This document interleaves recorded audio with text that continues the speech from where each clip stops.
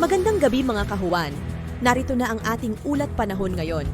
Narito na nga ang pinakahuli sa lagay na ating panahon ngayong araw ng Thursday, January 2, 2025.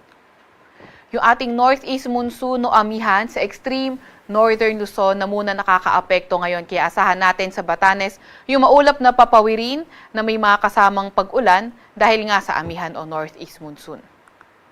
Samantalang itong shear line nakakaapekto sa nalalabing bahagi ng Northern Luzon at silangang bahagi ng Central Luzon. Itong shear line yung salubungan ng malamig na hangin galing northeast at mainit na hangin galing silangan. Itong shear line rin yung nagdadala ng maulap na papawirin at mga kalat-kalat na mga pag-ulan at mga isolated na thunderstorm sa Cagayan, Isabela, Apayao, pati na rin sa may Aurora. Samantalang easterlies o yung mainit na hangin galing karagatang Pasipiko, nagdadala ng maulap na papawirin at mga kalat-kalat na pag-ulan, pagkidlat at pagkulog sa Eastern Visayas, Quezon, pati na rin sa may Bicol region. Para naman sa lagay ng panahon sa Metro Manila at nalalabing bahagi ng ating kapuluan, asahan na natin yung bahagyang maulap hanggang sa maulap na papawirin na may mga pulupulong pag-ulan, pagkidlat at pagkulog. Ingat pa nga rin sa mga inuulan ng mga nakaraang araw pa dahil sa mga banta ng pagbaha o pagguho ng lupa. Sa kasalukuyan rin nga ay wala tayong namomonitor na low pressure area or bagyo sa loob or malapit sa ating Philippine Area of Responsibility. Para naman sa lagay ng ating panahon bukas, asahan nga natin itong shear line sa silangang bahagi na lang ng Northern Luzon, magdadala ng mga paulan. Northeast monsoon naman o hanging amihan, magdadala ng mga paulan extreme Northern Luzon, pati na rin sa may Cordillera Administrative Region, pati na rin sa ilang bahagi ng Ilocos Region.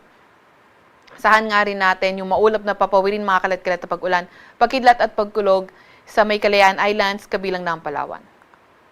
Para naman sa Metro Manila at nalalabing bahagi ng Luzon, partly cloudy to cloudy skies weather tayo at may mga tsansa ng mga localized thunderstorms.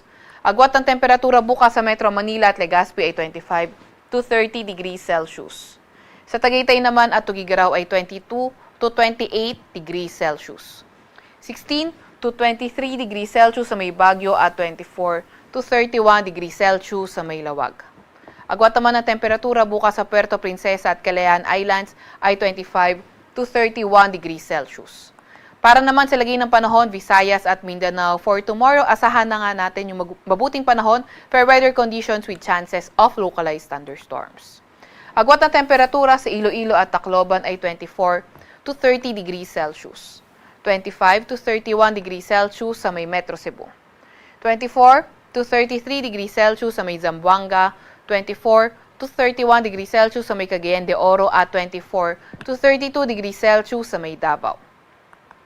Meron din naman tayong nilalabas na weather advisory. Ito ay updated kanina alas 5 ng umaga kung saan katamtaman hanggang sa malalakas na mga pag-ulan o moderate to heavy rains 50 to 100 millimeters na mga pag-ulan ang posible sa Isabela at Cagayan.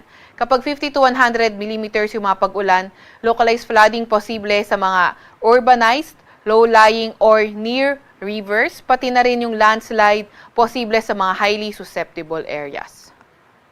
Bukas naman, moderate to heavy ng mga pag-ulan, Cagayan, Isabela, kabilang na nga ang Apayao. At sa Saturday afternoon to Sunday afternoon, asahan natin meron na tayong mga heavy to intense na mga pag-ulan sa may Cagayan at Isabela. Kapag heavy to intense, mga numerous flooding events likely lalo na sa mga urbanized, low-lying, near rivers. Landslide naman, likely sa mga moderate to highly susceptible areas. Samantalang moderate to heavy rains naman, Apayao, Kalinga, Mountain Province at Ifugao.